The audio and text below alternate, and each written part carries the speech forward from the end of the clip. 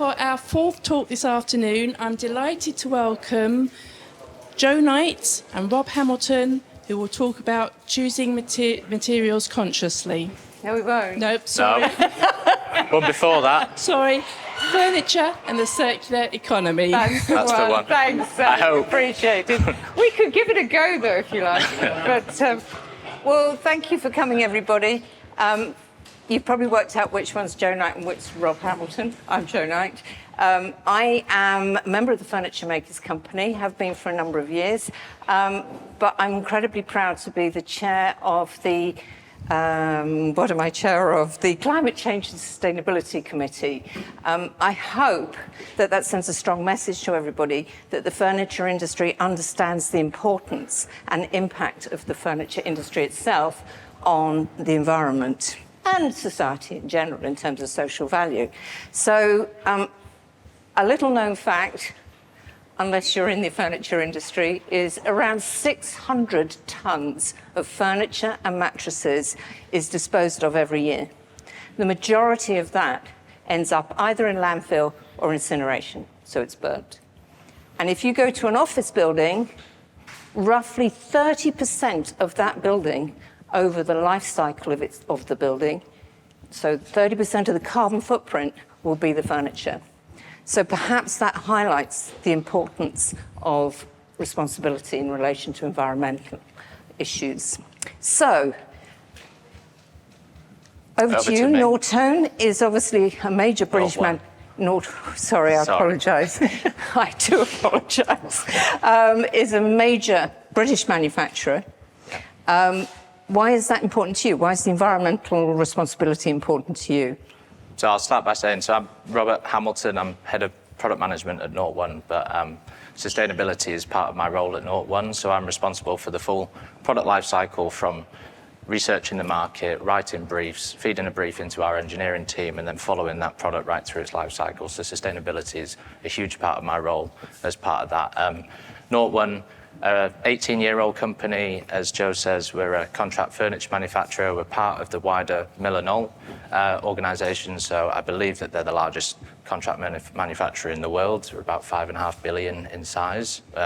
We're a mere 50-ish million part of that in comparison. But so we were set up 18 years ago in Harrogate, just outside of Leeds in the north of the UK, by two young furniture designers. Sustainability has always been an inherent part of Nortone's history. I think it's really driven from the entrepreneurship of the young guys who started the business back then. You know, it was always waste less, really make use out of your resources and spend as little as possible to try and push the company forward. But you know, it's a huge part of what we do now. It's part of our brand pillars, and it's a huge pillar of our strategy moving forward. And we're making a lot of investments into sustainability, which I'll go into a little bit later around the product design. Well, we're here today to talk about the circular economy. My understanding of the circular economy is basically, whereas we've traditionally worked on the basis of make something, use it, and then throw it away, is looking at it in an entirely different approach. So look at it in terms of taking the product back and reintroducing it back into the cycle, be that through reuse, be that through extending its life cycle, so repairs and so forth, or ultimately recycling, but breaking that straight to waste process. Yeah. So in terms of, you've brought along a chair today to highlight some of those issues, but first of all, how does product design contribute to this? Yeah, so our Scope 3 emissions, so that's essentially the materials that go into the products, the manufacturing process, the logistics to get that product to the customer. They make up 98% of the carbon of our organisation as a whole. So it's really important that we focus on how we can improve in those areas. So as Joe says, the best thing that we can do is extend the product's life for as long as possible. So we offer 10-year warranty. There's some classic, beautiful items of furniture over there, which are a great representation of that. Building furniture to last is the best thing that we can possibly do. And then the second thing is, how do we reuse or how do we refurbish that product in a way? So our focus is really around that. So yeah, we're looking at different ways. So we sell through dealerships and architects and designers to end users. And I think a part of the big issue with the circular economy in the contract world is quite often the end users don't know how or where they can go to refurbish, resell, or just find out how much the product is worth in its value. So we're looking at things like product passports that we can attach to our products, so QR codes that they can scan, they can find out where to take it, where to refurbish it, how to repair it.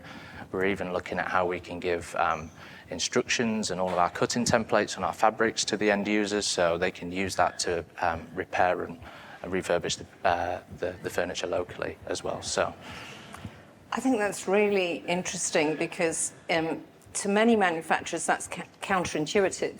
They think they're sort of giving away trade secrets, as it were. But if we're going to drive forward, it has to be a collaboration across the whole sector, well, and across industry in general. So good for you. That's a really big step forward. So well done. Yeah, I think a huge part. I mean, we see it as a business opportunity. You know, we're really keen. We're already doing a lot of it right now, but bringing the furniture back, reupholstering it, reselling it back to the customer, we're doing that more and more every year. And I think if anything, it's an opportunity rather than giving potential IP or information away to our competitors. So we're going to have a look at the Pippin chair. It's just one of, obviously, your complete portfolio of products. But just briefly, I think it's worth mentioning that obviously there's lots of young designers here today, and I hope that you will feel inspired to learn that you can combine your passion for design with also your environmental responsibility hat on, as it were, because there are huge opportunities in the industry. So, sorry, over to you. So yeah, Pippin, this is called Pippin. It's designed by Lucy Carine. She's an external designer that we work with. Lucy's based in Leeds, so fairly close to our headquarters. So the challenge really, Lucy came up with the concept of the products because we wanted an agile lounge chair that can be sort of used in different collaborative spaces around the office. So that was the brief to Lucy. So she designed, the form and the shape of this chair. She really wanted to make a feature out of the handles. So this handle is inspired by the Doc Martin boot, the little loop on the back. So, a bit unique, I would say, to the design of this chair. So it's available with casters, which gives it agility. But once that concept was handed into our engineering team, the challenge was then, well, how do we make this product sustainable? It needs to uphold our 10-year warranty, so it needs to last. But then there's many ways that we could have designed this chair. So our engineering team came up with 3 or 4 different ways that we could make it. We could make it out of blow-molded recycled plastics. We can use coconut hair instead of foam. So we're through each stage of the design process, we call it a product scorecard, but we look at material input, we look at end of life, and we look at carbon.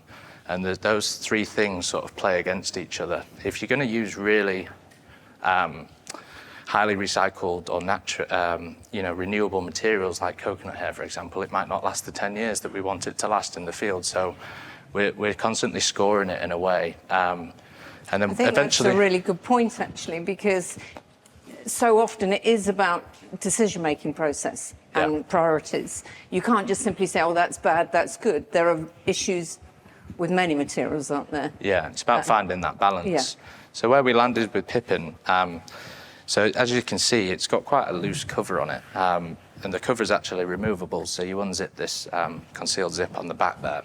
And all of the components separate, so there's no glue used in the product at all. It's like a 3D jigsaw puzzle inside. I mean, the product does contain foam, and again, there's no getting away from that. It's a petroleum-sourced material, but that was the decision because we need to make this thing last for 10 years, and that was the most important thing to us. But with the removable cover, it's also replaceable, so our customers can order a replaceable cover in the field. The first thing to go on an upholstered product is the fabric. It generally lasts 1 or 2 years before it starts to become a bit deteriorated. So we're now going to start selling removable, replaceable covers to our customer. The handle as well comes in 6 different colors, and they can replace that in the field.